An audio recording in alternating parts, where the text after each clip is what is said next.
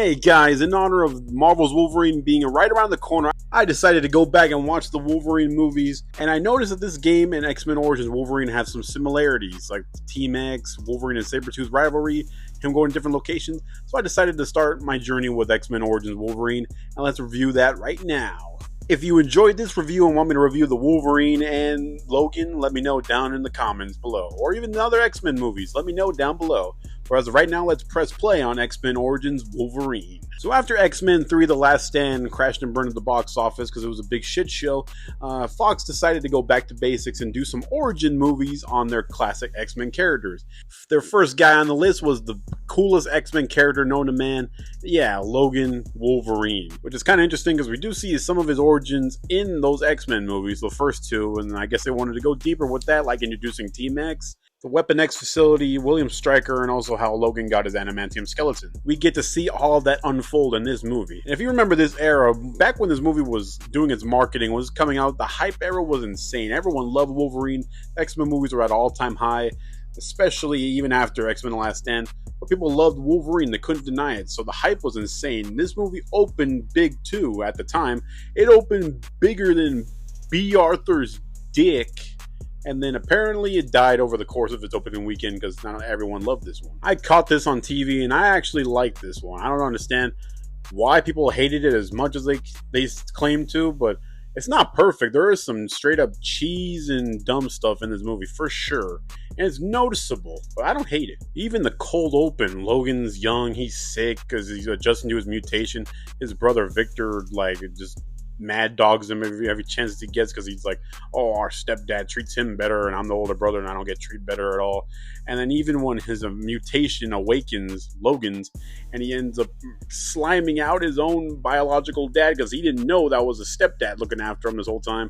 So both dads got murked and we're not even 2 minutes into this movie. But then Victor, he's a mutant too, and he's like, you know what, Jimmy, we both gotta stick together. We're brothers. Gotta stick together to the end, no matter what. And it shows them in the army. It shows them fighting in all the wars. Logan and Victor, they were part of World War I, World War II. They probably even fought with Captain America a few times. Non-stop fighting, and also this movie's got some balls on it, bro, to show some grotesque stuff, especially for being a PG-13 movie. They go as far as they can for that. And then finally we are meeting William Stryker, played by a different actor in this movie, but he's supposed to be very young in this movie, so that makes sense. So he's recruiting Logan and Victor. He's like, you know what?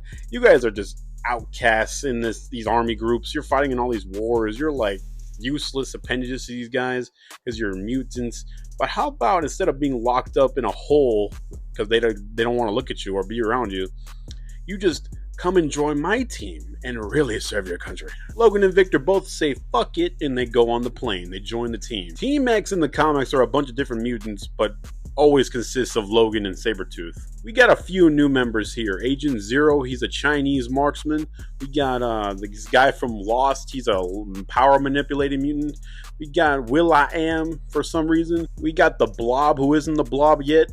And we even got Ryan Reynolds' Deadpool. Yes, this was the very first time Ryan Reynolds played Wade Wilson Deadpool in these X-Men movies, because he really wanted to be in this movie. As soon as he figured out this guy was going to be in the movie, Ryan Reynolds begged and pleaded to play Deadpool, and he actually did a fantastic job when he's on screen, because he's mostly Wade Wilson with swords in this movie, until they absolutely give us the most butchered version of Deadpool at the very end, because what the fuck was that?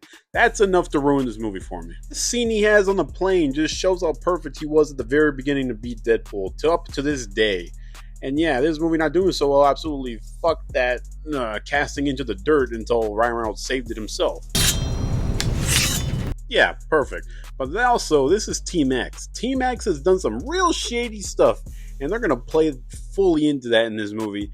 And it shows them murdering civilians. Like, Team X, I thought we were the good guys. I thought we were freedom fighters fighting to make a difference. No, we're just murdering village folk who do nothing wrong.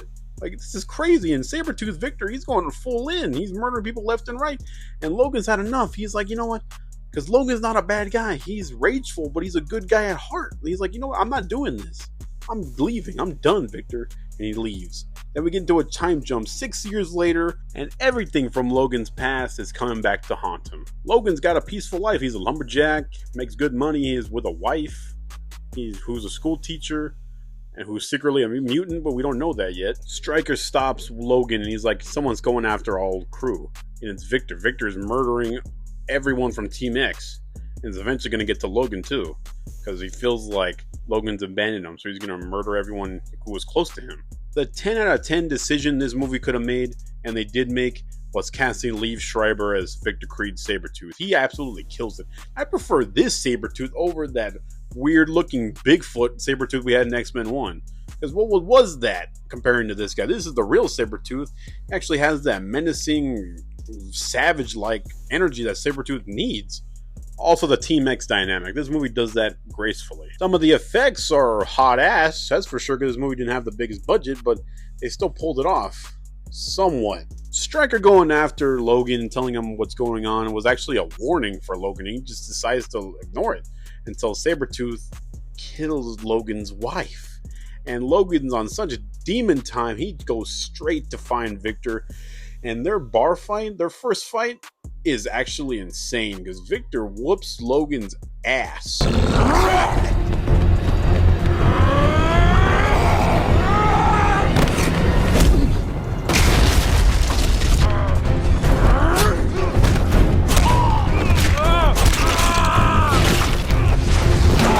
I think the action is handled pretty well in this movie, if I'm being honest with you. But then Logan notices, he's like, no, I have to avenge my wife. I have to go after Victor still. But Stryker says, you're not strong enough, guy. I'll give you the tools you'll need to defeat him. Logan agrees, and then we get to the Weapon X facility, and we see Logan get his adamantium skeleton upgrade. His metal claws, finally. Because no one likes bone claws. They suck. They're all round and chunky, look like shit. Nah, all about the metal claws. Those are better. Pretty emotional, but cheesy editing that whole scene was until very end. I think you heard you.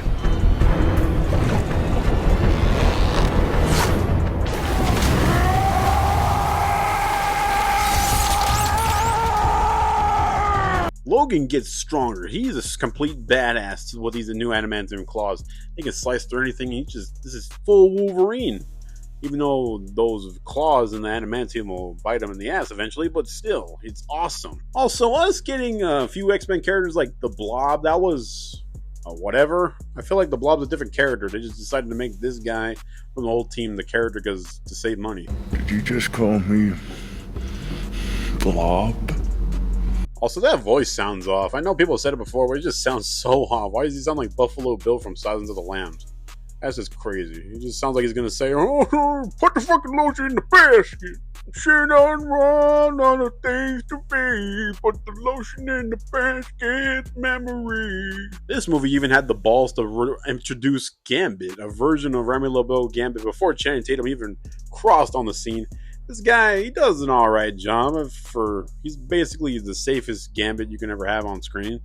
He doesn't do much. Besides that one scene with Wolverine, he's a cool ally to him until the very end, until he forgets him entirely. And I love the straight up aura Logan gets when he confronts Victor Sabretooth for the second time, and he has the adamantium claws this time. 2 years I rotted in that hell, and I never. Ooh. Shiny. And I like that Logan wins this fight because it shows how much he's gotten stronger over the course of this movie.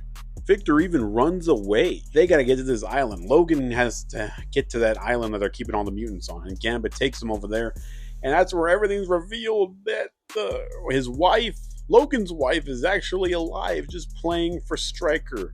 Is playing his game so she can get her back her sister that Stryker's been experimenting on, because he's been experimenting on a bunch of mutants. They even throw Cyclops in this movie, a different actor. I don't know why, but they did. Then round 3, Logan and Sabretooth? But hang on, folks. Stryker says that we needed all these mutants' powers, their different abilities, even yours, Logan, to finish Weapon 11. That is the pool. I am the mutant killer. Deadpool. And that is not Deadpool, that's Baraka from Mortal Kombat. Then we get a Charles Xavier cameo, and he looks like the thing of nightmares, because holy shit, why is everything so CGI in this? This is like Looney Tunes CGI. It's cool, I guess, that Victor and Logan do team up to take on Deadpool, but Deadpool's whooping all their asses until finally Logan finally gets the upper hand. But even then, just seeing this fight, it just makes me sad because, like, at the time, what were y'all thinking at Fox, bro? You thought this was tough? God knows what they were gonna plan for this version of Deadpool in the future because they have a post-credit scene where his mouth is open and he's regenerating back. So, oh my god, that would have been terrible. Whatever they had planned. Thank goodness that's never going to happen anymore because we have our actual real Deadpool now, and Ryan Reynolds is still playing him, but he's actually the character he's supposed to be. Thank you, Ryan. But then Stryker shoots Logan in the head, and Logan has amnesia. Even though the battle's won, Logan defeated Stryker and foiled all his plans, and Xavier took all those mutants to the mansion. Thank goodness. But Stryker got the last laugh. Logan has amnesia, and now this is setting him up for the events of the X-Men movies, because he needs to have his memories wiped. In the end, guys, X-Men Origins Wolverine is not a perfect movie by any means. It has a lot of problems with it, but at the end of the day, I can just sit down and enjoy what it is. This movie had crazy potential, but they fumbled the bag. But it's still a very badass movie starring my second favorite Marvel character of all time. I just like it. I can't say I hate it, because I don't. I have fun when I watch this, and I like it. X-Men Origins Wolverine gets a C.